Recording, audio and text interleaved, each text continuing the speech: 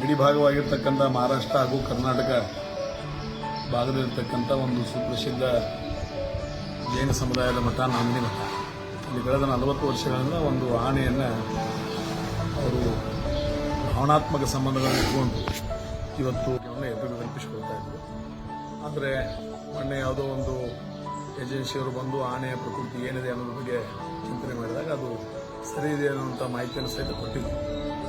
ಆದರೆ ನಂತರ ಅದು ಕೋರ್ಟ್ ಮೆಟ್ಟಿಲಿರಿದಾಗ ಅದು ಸರಿ ಇಲ್ಲ ಅನ್ನುವಂಥ ಭಾವನೆಯನ್ನು ವ್ಯಕ್ತಪಡಿಸಿ ಇವತ್ತು ಆನೆಯನ್ನು ಮಹಾರಾಷ್ಟ್ರ ಸರ್ಕಾರದವರು ಇವತ್ತು ಅದನ್ನು ಒಂದು ಜೂದಲ್ಲಿ ಹೋಗಿ ಇವತ್ತು ಬಿಟ್ಟಿದ್ದಾರೆ. ದಯಮಾಡಿ ನಾವು ಕರ್ನಾಟಕ ಮತ್ತು ಮಹಾರಾಷ್ಟ್ರ ಹಾಗೂ ಕೇಂದ್ರ ಸರ್ಕಾರದ ಮೇಲೆ ವಿನಂತಿಯನ್ನು ಮಾಡಿಕೊಳ್ತಾ ಇದ್ದೇನೆ. ಜೈನ ಸಮುದಾಯ ಅಹಿಂಸಾಪೂರ್ವಕವಾಗಿರ್ತಕ್ಕಂಥ ಒಂದು ಸಮುದಾಯ, ಹಿಂಸೆಯಿಂದ ಬಹಳ ದೂರವಿರ್ತಕ್ಕಂಥ ಸಮುದಾಯ.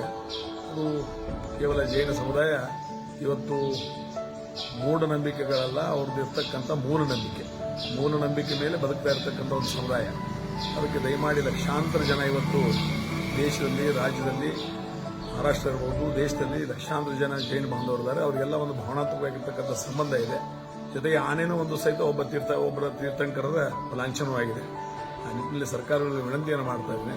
ಜೈನ ಧರ್ಮೇಶ್ವರ ಭಾವನಾತ್ಮಕ್ಕೆ ಧಕ್ಕೆ ತರುವಂಥ ಕೆಲಸವನ್ನು ಯಾರು ಮಾಡಬೇಡ್ರಿ. ಕೂಡಲೇ ಅದನ್ನ ಆನೆಯನ್ನು ತಿರುಗಿ ಮಠಕ್ಕೆ ಕಳಿಸಿ ಒಂದು ಸೇವಾ ಮನೋಭಾವನೆ, ಜೈನ ಸಮುದಾಯದ ಭಾವನಾತ್ಮಕ್ಕೆ ತಾವು ಸ್ಪಂದಿಸ್ರಿ. ಈ ಧರ್ಮ ಇನ್ನೂ ಉಜ್ವಲವಾಗಿ ಬೆಳಿಬೇಕಾದ್ರೆ ಎಲ್ಲ ಸರ್ಕಾರದ ಸಹಾಯ ಸಹಕಾರ ಬೇಕು ಅನ್ನೋ ಮಾತನ್ನು ಸಹಿತ ಹೇಳಲಿಕ್ಕೆ ಇಚ್ಛೆ ಪಡ್ತೇನೆ.